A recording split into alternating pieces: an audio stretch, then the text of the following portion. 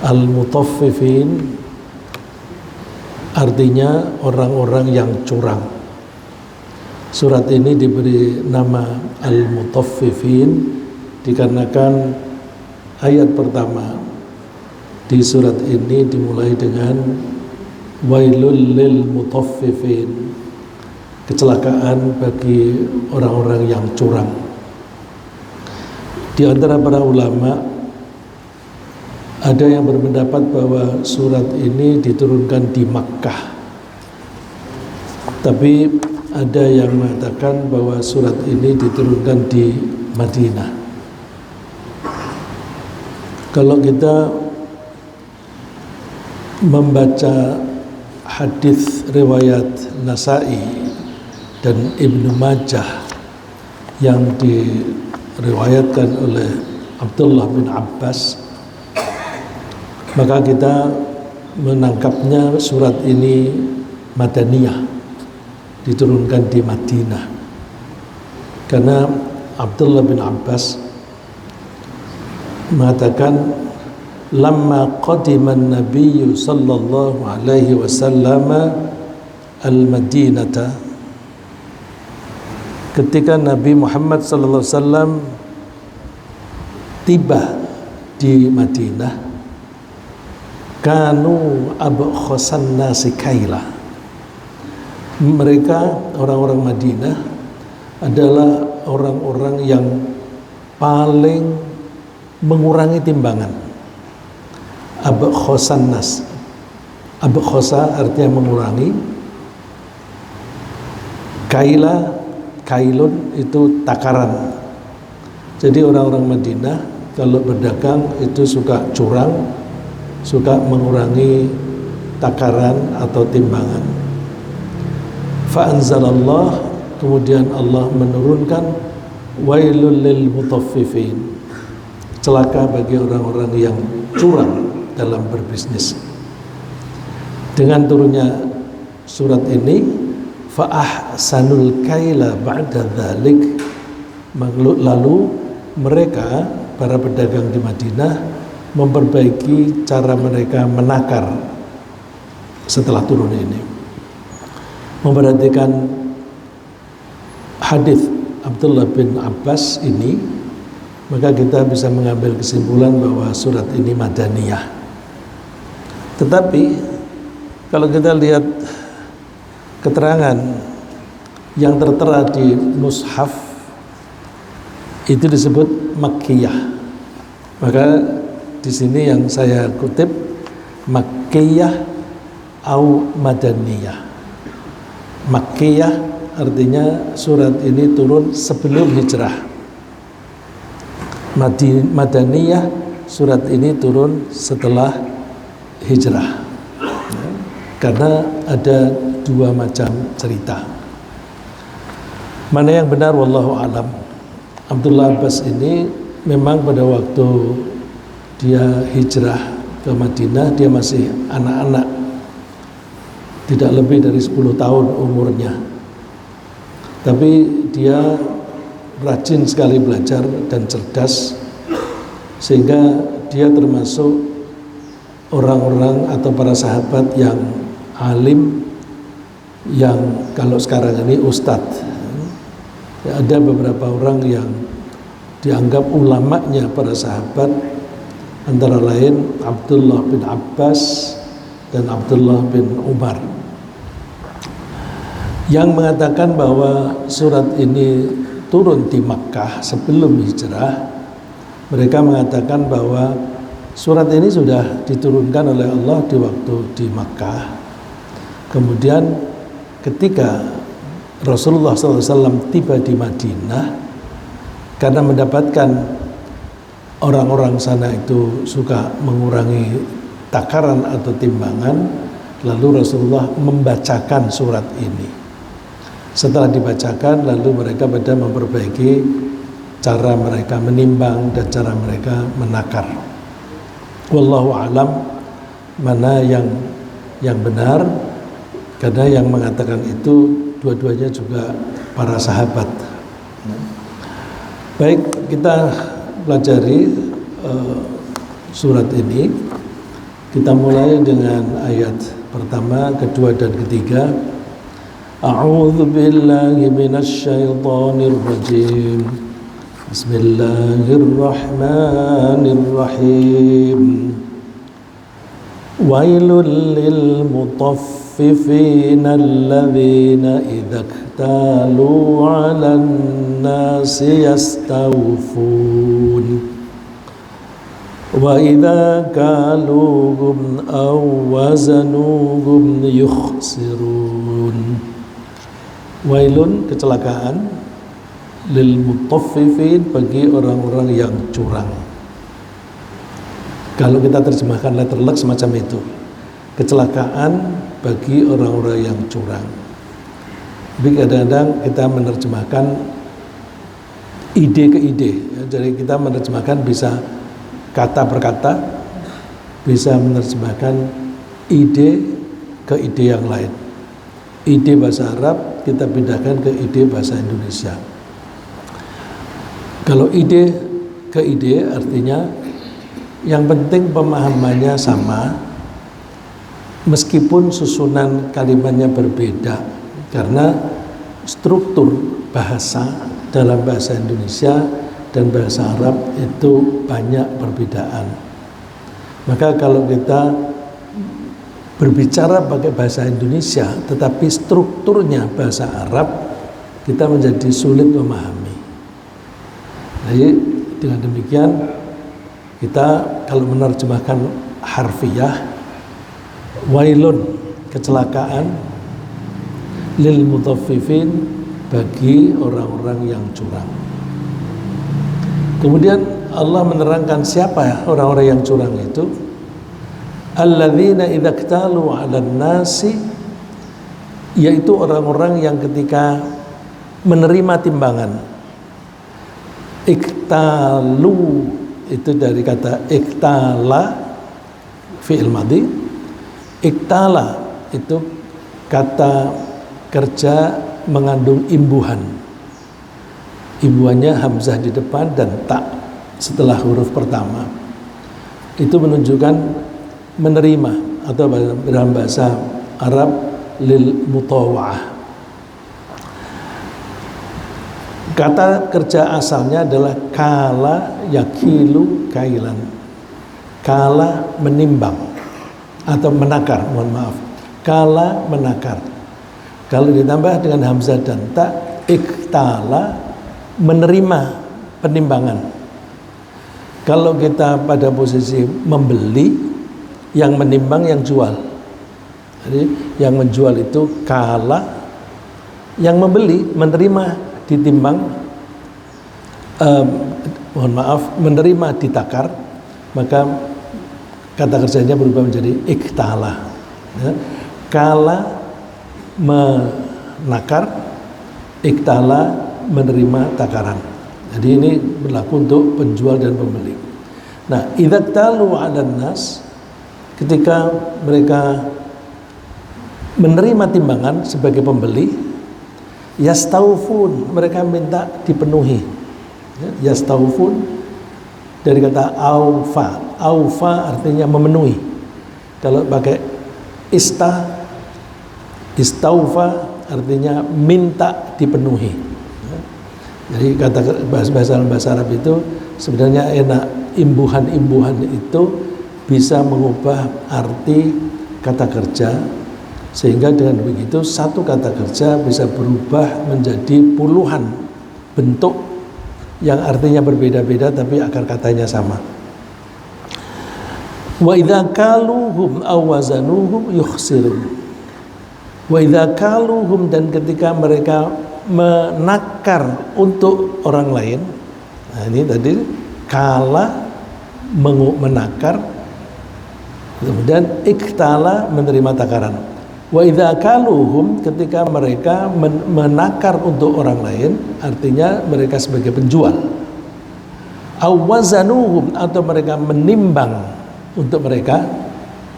Jadi kita menjual barang curah itu pakai ukurannya ada kalanya takaran tempat, ada kalanya dengan bobot timbangan. Yukhsirun, mereka mengurangi.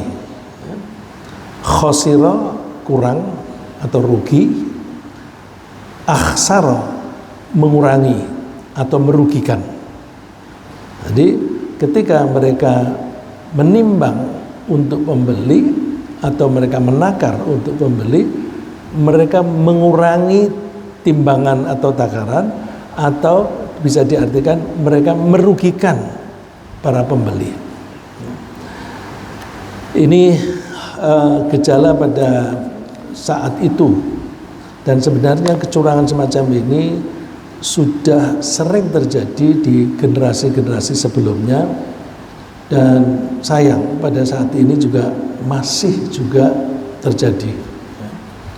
Oleh karena itu kita harus hati-hati, dan kita mempelajari ayat-ayat ini mesti dengan niat kita menerima teguran dari Allah agar kita bisa memperbaiki cara kita berbisnis.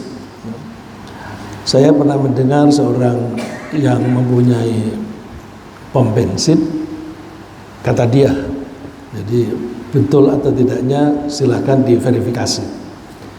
Dia bilang kalau menjual bensin itu tidak mungkin dapat untung kalau tidak mengurangi takaran. Betul atau tidaknya silahkan teman-teman yang dari Pertamina seperti Pak Dadang, apa betul atau tidak.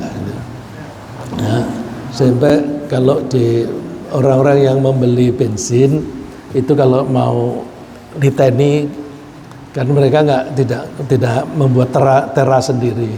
Lalu terus caranya lihat aja pom bensin yang pembelinya banyak angkot atau bis kota gitu. Kalau bis kota sekarang ini, kalau Trans kan ada pool sendiri, atau taksi. Kalau di situ banyak taksi atau mobil-mobil angkot, itu kira-kira indikasi jujur, karena mereka itu dikurangi sedikit saja itu sensitif sekali ya.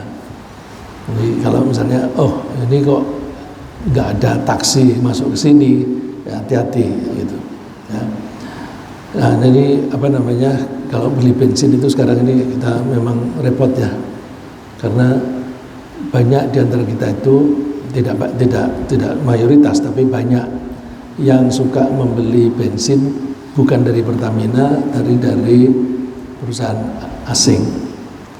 Ketika perusahaan asing itu kekurangan supply, tutup, lalu terus pom bensin yang Pertamina menjadi laris. Saya tanya kepada petugas, wah sekarang kamu kewalahan ya, laris? Iya Pak, soalnya banyak orang kecewa, banyak orang kecelek dari pom sana, terus kosong masuk ke situ.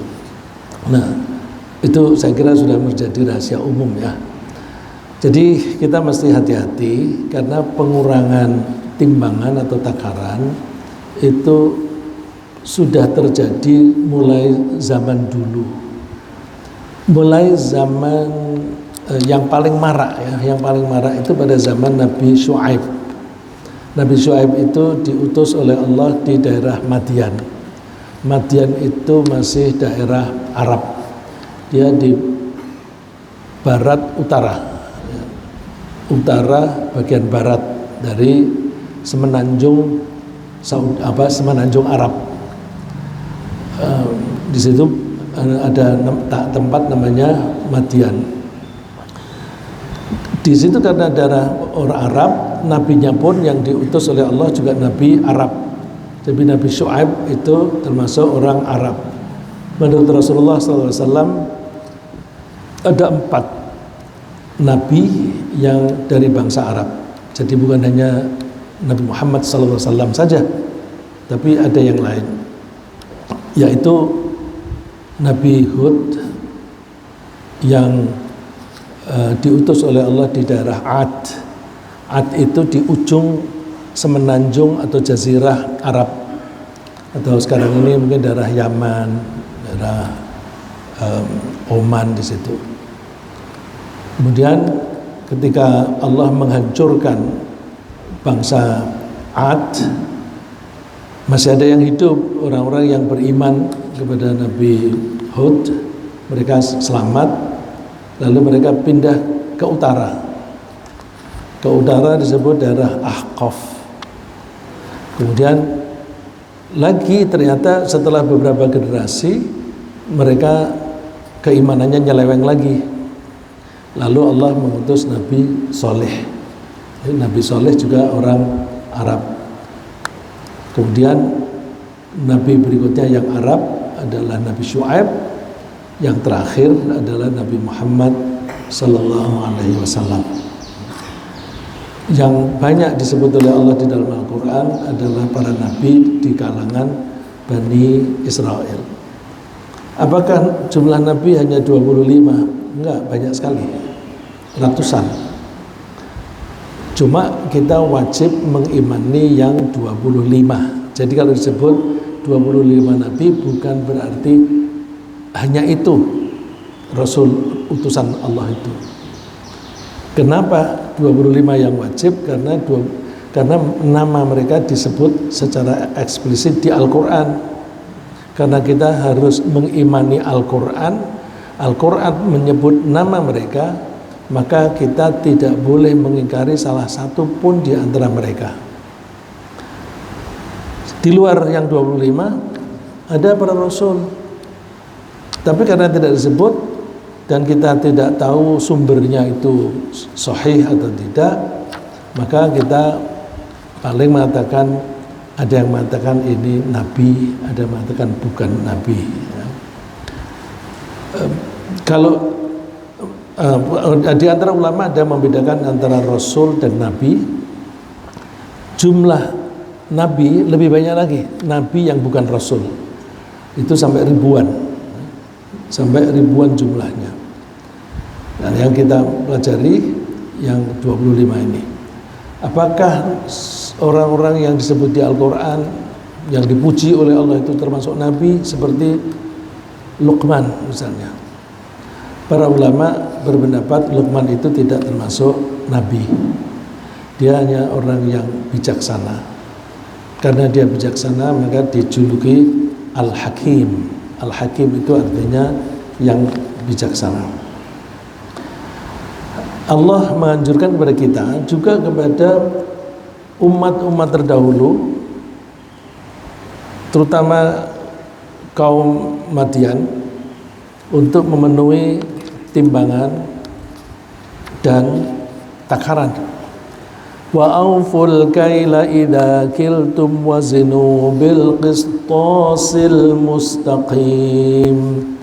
Dzalika khairu wa ahsanu ta'wila. Wa auful kaila, dan penuhilah takaran, idza kiltum, ketika kalian itu menakar, wazinu bil qistas, wazinu, dan timbanglah dengan tepat. Zinu dari kata wazana, wazana yazinu artinya menimbang. Alat menimbang namanya mizan. Fi'il amarnya wawunya hilang, ya. Wazana yazinu, wawunya di fi'il mudhari juga hilang, ya. Mestinya wazana yauzinu, lalu wawunya dibuang, yazinu. Ketika fi'il amar wawunya juga dibuang, jadi zinu. Kalau tunggal zin, wawunya di sini wawu ataf atau wawu kata sambung.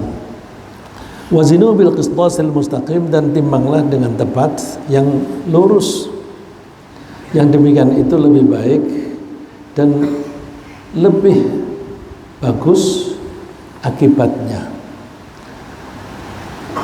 Kalau orang tidak menimbang dan menakar dengan tepat, itu akan menyalahi hukum alam. Hukum alam itu hukum yang dibuat oleh Allah di dalam mengelola alam. Alam raya ini dibuat oleh Allah seimbang. Maka kalau kita melakukan transaksi bisnis harus seimbang. Seimbang dalam harga atau nilai. 1 kilo beras nilainya sama dengan misalnya 15.000 rupiah. Nah, dari 2 itu jangan dikurangi. Kalau dikurangi itu berarti menjadi tidak seimbang lagi. Nah, kalau ada orang mengurangi, dia berperilaku bertentangan dengan hukum alam yang lebih luas. Nah, itu disebutkan oleh Allah di surat Ar-Rahman, kaitan antara hukum alam dan perilaku kita. Allah menyebut hukum alamnya, was-samaa'a rafa'aha wa wada'al mizan. Terhadap langit kami tinggikan, kami buat di atas. Wa wada'al mizan, dan Allah meletakkan keseimbangan. Hati-hati menerjemahkan al-mizan. Al-mizan itu bisa ada 3 atau 2 kemungkinan, ya. 2 bahkan atau 3 kemungkinan. Kemungkinan pertama dia masdar mim. Kalau dia masdar mim artinya keseimbangan. Kalau dia dianggap sebagai isim alat, artinya alat timbangan. Alat timbangan. Terus kalau dia dianggap sebagai isim zaman atau isim makan, itu artinya tempat atau waktu penimbangan. Jadi 4 kemungkinan. Jadi satu kata wazan ini, wazan itu bentuk kata jadian itu bisa ada 4 kemungkinan. Tapi seringkali kita temukan di buku terjemah Al-Quran, mizan diartikan timbangan atau neraca. Kalau diartikan neraca, orang lalu bertanya, di mana di langit ada neraca? Nggak ada tuh timbangan di situ. Maka lebih tepat saya kira kalau kita menerjemahkannya sebagai isim masdar mim, artinya keseimbangan. Jadi Allah membuat alam raya ini dibuat seimbang.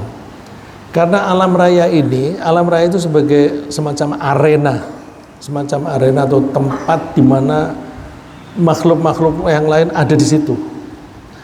Kalau arenanya itu seimbang, maka semua yang ada di situ harus mengikuti keseimbangan. Semua. Antara lain misalnya kita makan. Ketika kita makan, kita memasukkan energi.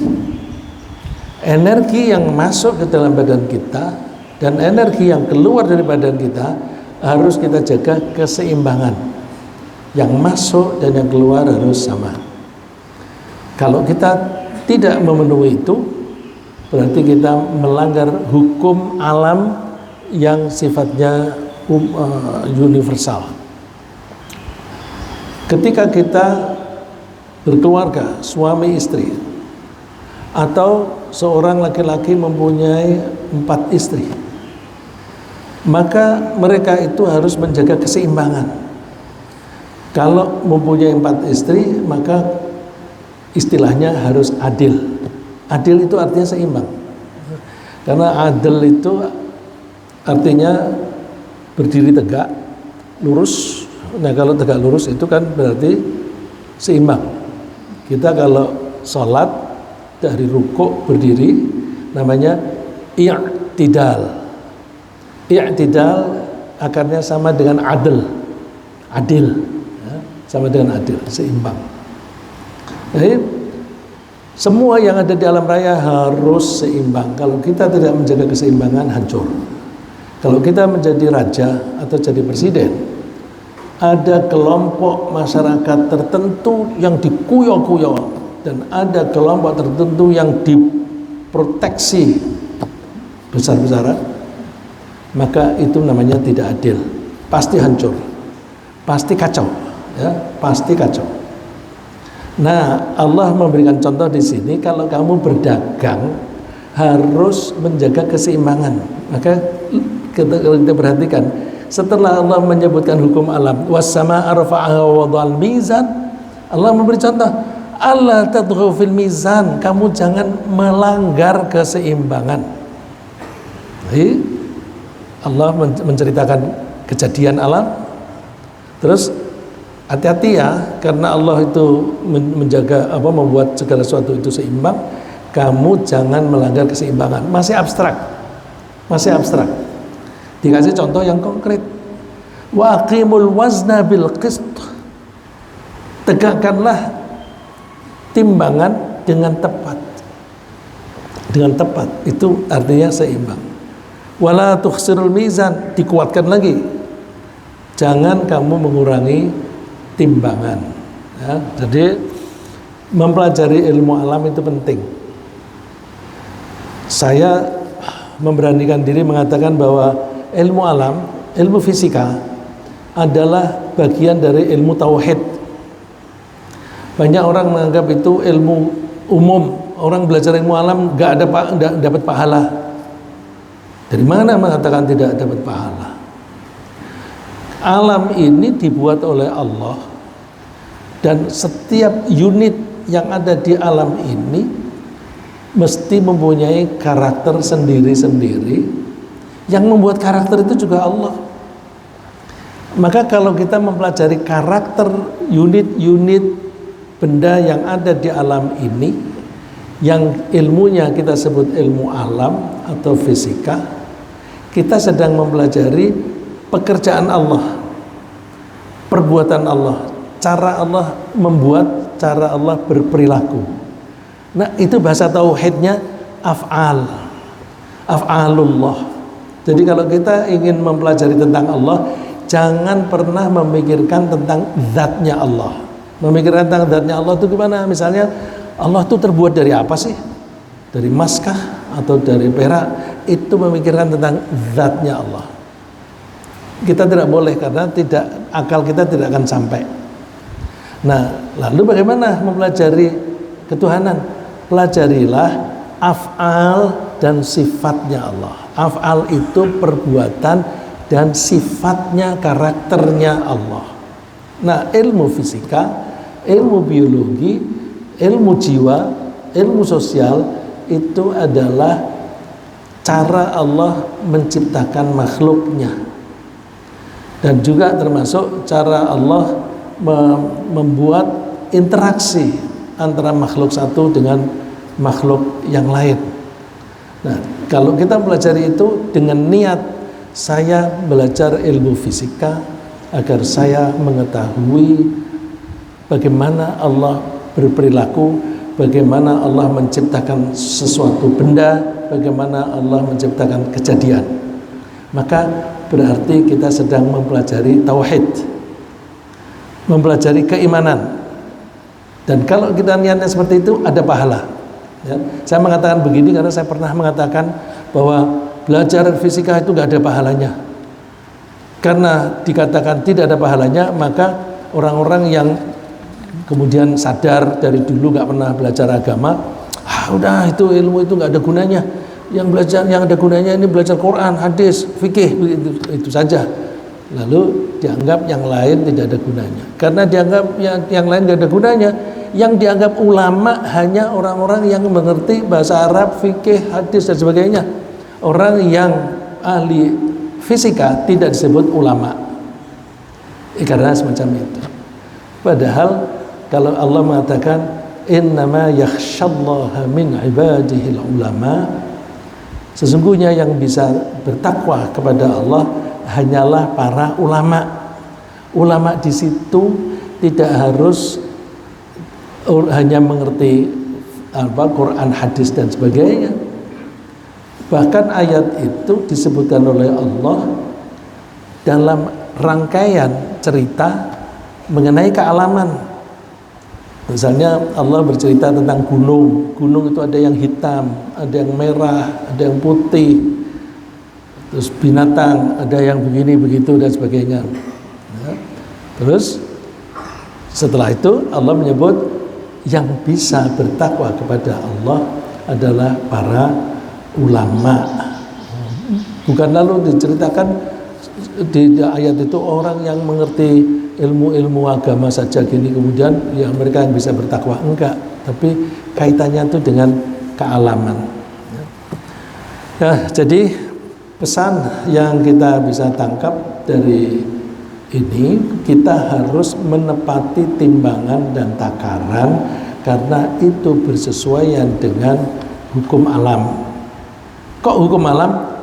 Hukum alam itu dibuat oleh Allah, maka menyesuaikan diri perilaku kita dengan hukum alam, niatnya bukan karena alam itu sendiri, tetapi karena Allah menciptakan alam itu berperilaku semacam itu, maka menyesuaikan diri dengan ilmu alam atau kealaman, karena kealaman itu diatur oleh Allah. Jadi intinya sebenarnya kita sedang mentaati Allah gitu. Saya tadi menyebut masyarakat yang paling curang di dalam bisnis itu kaumnya Nabi Syuaib, yang daerahnya disebut Madian, dan mereka kadang-kadang disebut Ashabul Aikah.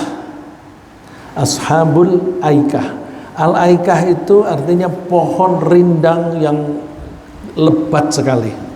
Ada pohon yang dia itu selalu rindang, banyak daunnya, banyak cabangnya. Nah, oleh masyarakat situ itu dianggap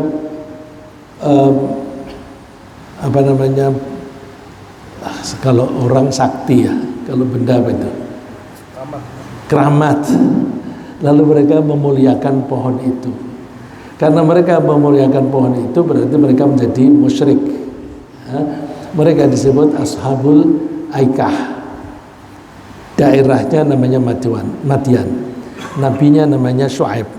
Wa ila Madyana akhahum Syuaiba. Dan kami mengutus ke Madian saudara mereka yang namanya Syuaib.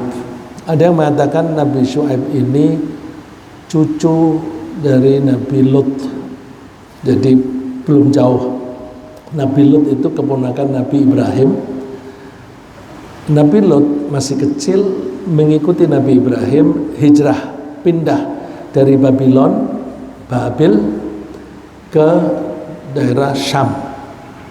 Syam itu luas, termasuk yang sekarang disebut Yordan, Syria, Lebanon, Israel. Itu daerah Syam. Nabi Ibrahim hijrah dari sana, dari Babil ke Syam bersama dengan istrinya dan keponakannya Lut, yang kemudian Allah menjadikan Nabi Lut sebagai nabi. Dan Nabi Lut tinggal tidak jauh dari tempat tinggal Nabi Ibrahim. Nabi Ibrahim tinggal, orang berasumsi bahwa tinggalnya itu di Hebron, karena di situ ada kuburan Nabi Ibrahim. Loh, kuburan dengan tempat tinggal sama enggak? Apakah kalau misalnya dikatakan seseorang itu kuburannya di Layur, dia orang Layur atau orang Jakarta? Kalau yang dikubur di Cikarang sana, di Al-Azhar, apakah orang setempat?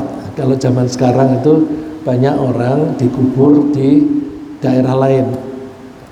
Zaman dulu menurut Rasulullah SAW, semua nabi dikubur di tempat mereka meninggal dunia.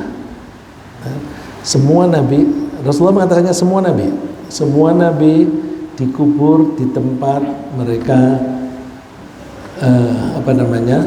meninggal dunia. Nabi Syuaib kuburannya di mana?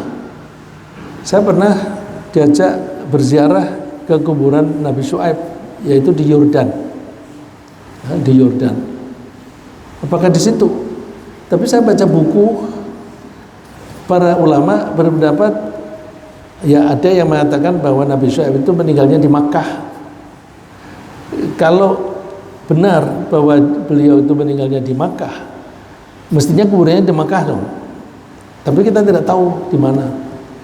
Dan di sana ada kuburannya itu panjangnya 6 meter. 6 meter. Kalau kita cari di Google saya kira ada itu. Masya Allah, setinggi ini. Yang kita tahu kan yang tinggi itu Nabi Adam ya. Nabi Adam itu tinggi sekali. Tapi ini wallahu alam. Tapi kuburannya panjang sekali. Kenapa begitu? ya kuburannya Ibu Maryam, tempat yang diklaim sebagai Ibu Maryam istirahat di bawah pohon kurma, itu ada yang mengklaim di daerah Sinai, ada yang mengklaim di daerah Yordan, ada beberapa. Nah itu kita lihat di sini di Indonesia, kuburan Sunan Kalijogo itu di mana? Itu lebih dari satu. Jadi suka orang mengklaim semacam itu supaya ada wisata ke situ, ada ziarah. Kalau ada orang ziarah nanti ada bisnis. Ya, seperti lagi Ashabul Kahfi. Saya juga diajak nengok si goanya Ashabul Kahfi. Kok goanya seperti ini ya gitu. Tapi ada gambar yang kita cari di internet, itu gambarnya beda lagi. Ya, jadi kita tidak bisa mempercayai klaim-klaim semacam itu. Nabi Syuaib mengatakan kepada kaumnya, ya qaumi ibudullaha ma lakum min ilahin khairuh. Wahai kaumku, mengabdilah kamu kepada Allah, tidak ada Tuhan selain Allah. Nah ini konteksnya mereka mengkeramatkan sembahyang menghadap kepada Al-Aikah. Wala tangqusul mikyala wal mizan, dan kalian jangan mengurangi timbangan dan takaran. Inni arakum bi khair, sekarang kalian ini baik-baik saja, tapi kalian melakukan pelanggaran-pelanggaran. Wa inni akhafu alaikum adzaba yaumin muhit, saya sungguh takut kalau kalian ditimpa siksaan yang membinasakan secara menyeluruh. Tapi mereka menentang. Mereka malah mengatakan, Syuaib, apakah kesalahanmu itu yang menyebabkan kamu melarang kami berdagang seperti ini? Ada kata-kata mereka, kenapa kalian melarang kami berdagang yang mengoperasionalkan harta kami sendiri? Ini harta kami sendiri, jadi duit-duitku sendiri, ngapain kamu ngurusi? Ya, jadi itu omongan semacam itu juga berbahaya, karena dalam konsep orang yang beriman, gaji atau keuntungan yang kita peroleh itu bukan milik kita hakikatnya. Kok bisa begitu? Bukankah kita mengaku diri sebagai hamba Allah? Kalau kita ini hamba Allah, padanan kata hamba itu adalah budak. Budak itu adalah manusia yang dimiliki oleh pihak lain. Kalau zaman perbudakan dulu, ada budak, ada tuan pemiliknya. Kalau kita mengaku Allah sebagai tuan kita, sebagai Tuhan kita, berarti kita mengaku sebagai budaknya. Budak itu tidak mempunyai kebebasan. Budak itu harus melakukan seperti yang diinginkan oleh tuannya. Nggak boleh melakukan keinginannya sendiri, nggak boleh. Tapi manusia yang mengaku sebagai hamba Allah ini banyak yang berperilaku semaunya sendiri. Seharusnya yang namanya hamba Allah itu tidak boleh berperilaku semaunya sendiri. Hamba itu harus melakukan seperti yang diinginkan oleh tuannya atau oleh Tuhannya. Ya, contoh yang paling gampang, waktu sholat subuh kita masih ngantuk, capek, mungkin kurang tidur, mungkin terlalu banyak kerja. Keinginan kita tidur, keinginan Allah bangun sholat. Kalau kita mengaku budak, maka kita harus mengalahkan keinginan kita sendiri. Kita melakukan apa yang diinginkan oleh Tuhan kita. Bangun. Alhamdulillah, kita yang berkumpul di masjid ini dan juga yang mengikuti kajian ini berarti tadi sudah sholat subuh tepat waktu. Nah, ini kita mudah-mudahan termasuk orang yang konsekuen ketika kita mengatakan diri sebagai budaknya Allah. Kalau budak bekerja, suruh berbisnis, suruh berdagang, keuntungannya milik siapa? Milik budak itu atau milik tuannya? 100% milik tuan. Maka kalau kita ini budaknya atau hambanya Allah, ketika kita berbisnis dapat keuntungan, keuntungan itu bukan harta kita. Keuntungan itu hartanya Allah. Gaji itu bukan milik kita, milik Allah. Terus apakah dari Allah dipinjamkan kepada kita? Enggak, bukan dipinjamkan. Kalau dipinjamkan nanti kita, atau dititipkan kepada kita, dititipkan, simpen aja. Ini aku duitnya Allah, titipan dari Allah. Karena titipan dari Allah saya simpan aja. Nanti kalau mati, mana duit yang aku beri dulu? Oh, masih utuh Tuhan, ada di bank sana. Apakah itu baik? Enggak baik. Kalau itu diwujudkan dalam harta, perhiasan dan sebagainya, digambarkan oleh Allah, nanti itu akan dipanasi di neraka, lalu dinyoskan atau disetrikakan pada orang yang memiliki. Berarti menyimpan harta menjadi idle, tidak berfungsi apa-apa, itu tidak boleh.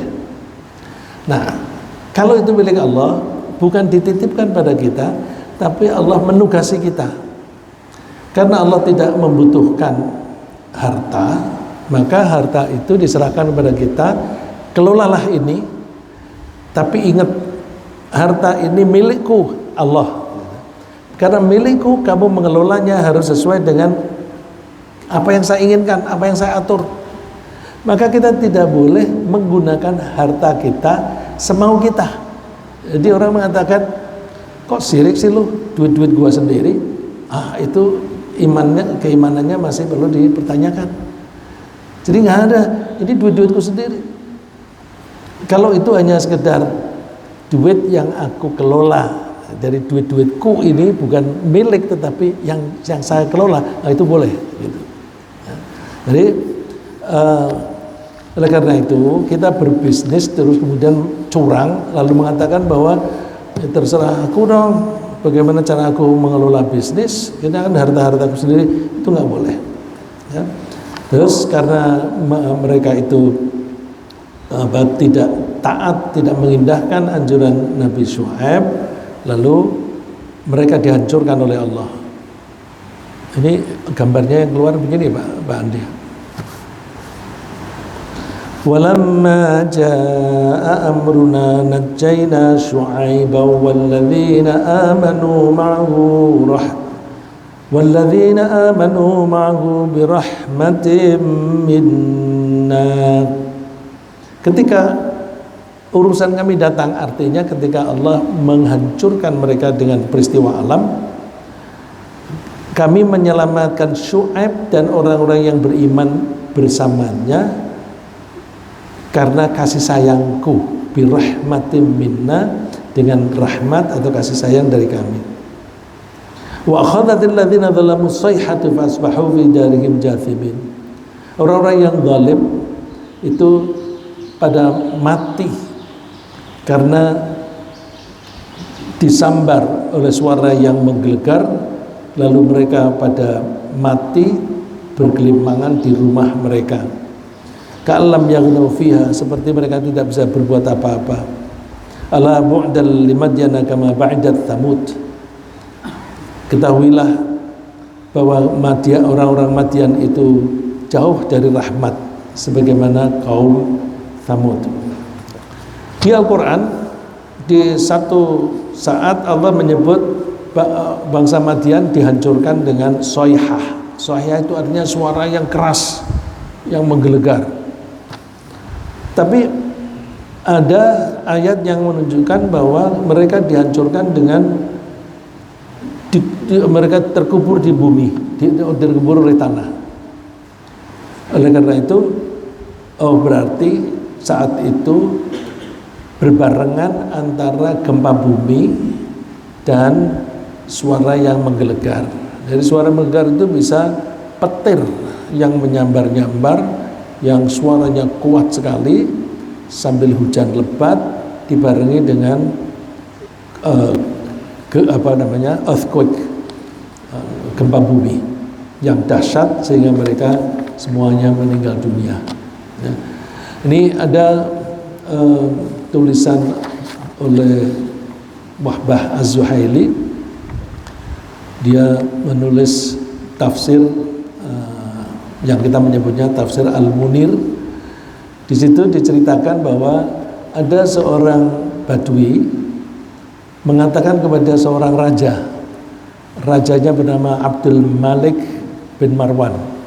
Abdul Malik bin Marwan itu raja yang kelima di antara Bani Umayyah. Orang ini berani sekali. Abdul Malik, innal mutaffif qad tawajjaha alaihi al-wa'idul 'azim alladhi sami'ta bih. Abdul Malik, orang-orang yang curang pada zaman Nabi Syuaib itu dihancurkan oleh Allah seperti yang kamu pernah dengar. Fama dhannuka binafsik, bagaimana dengan kamu sendiri? Kalau orang-orang Madian itu curang, jadi mereka masih memberi barang, ya. Jadi orang membeli dengan uang, kemudian ditukar dengan barang. Artinya mereka menyerahkan uang tapi mendapatkan barang, cuma barangnya itu dikurangi. Bagaimana dengan kamu? Wa anta ta'khudhu amwalal muslimin bila kailin wa waznin. Kamu mengambil harta masyarakat tanpa ditimbang, tanpa ditakar. Artinya dirampas. Kamu merampas harta, kamu ambil tanah mereka, tapi kamu tidak tukar, tidak kamu kasih harganya. Kalau kaum Madian itu, mereka masih menyerahkan barang, masih atau ada duit yang diterima, menyerahkan barang dan ada duit yang diterima. Kamu barang kamu ambil, tapi orangnya tidak menerima duit. Nah, itu nggak tahu nasibnya bagaimana. Ini ada disebutkan di tafsir Al-Munir.